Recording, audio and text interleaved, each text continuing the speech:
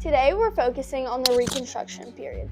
Now the ultimate question is, to what extent did the Reconstruction period unify African Americans in the nation? Before we get into answering the main question, what is the Reconstruction Period? It is the era following the American Civil War, which was roughly between 1865 and 1877, when the United States attempted to reintegrate the Confederate States back into the Union, addressing the issues of slavery by granting citizenship and voting rights to formerly enslaved people through constitutional amendments, while also navigating the complex social and political changes in the South, particularly regarding race relations. Let's put the Reconstruction period into context. When Abraham Lincoln was elected president in 1860, several southern states seceded from the Union, forming the Confederate States of America, triggering the Civil War.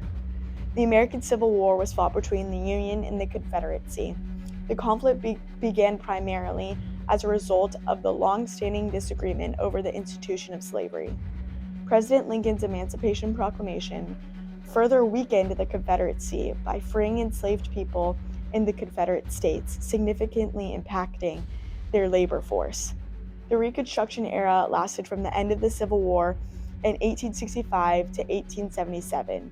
The main focus was to bring states back into full political participation in the Union.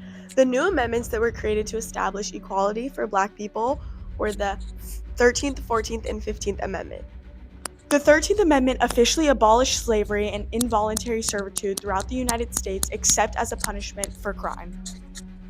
The 14th Amendment granted citizenship to all persons born or naturalized in the United States, therefore granting citizenship to former enslaved people. The 15th Amendment prohibits the federal government and states from denying a citizen's right to vote based on race, color, and previous condition of servitude. The end of the 13th Amendment states, except as a punishment for crime whereby the party shall have been duly convicted.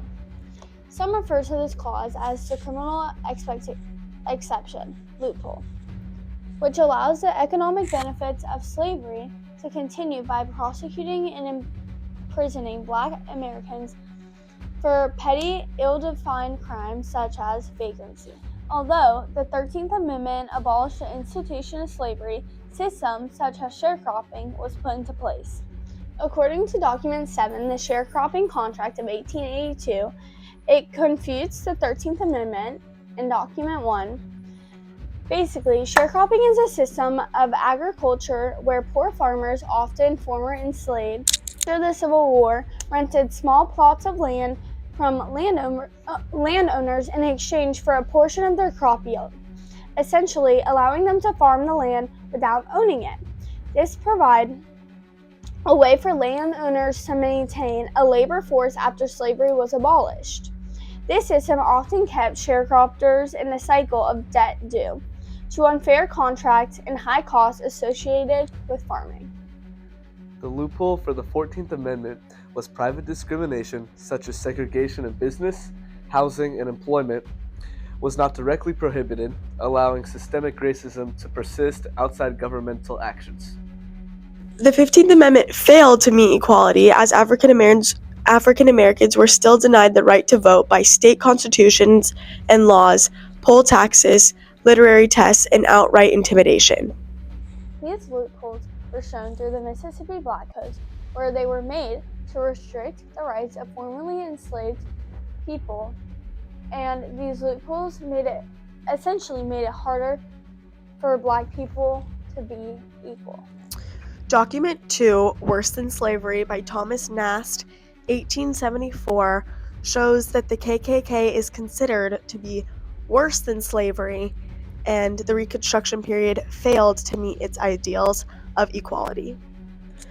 Hate organizations such as the Ku Klux Klan employed terror in pursuit of their white supremacist agenda onto Black African Americans.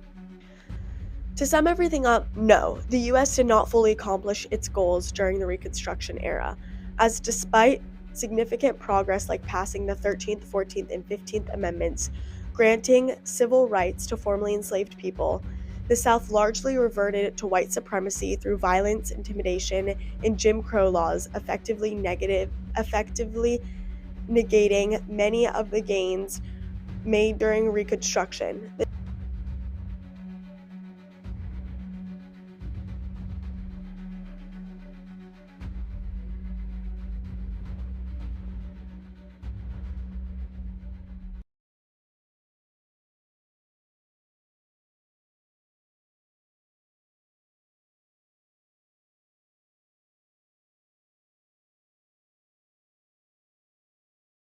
During Reconstruction, this ultimately led to a period of widespread racial segregation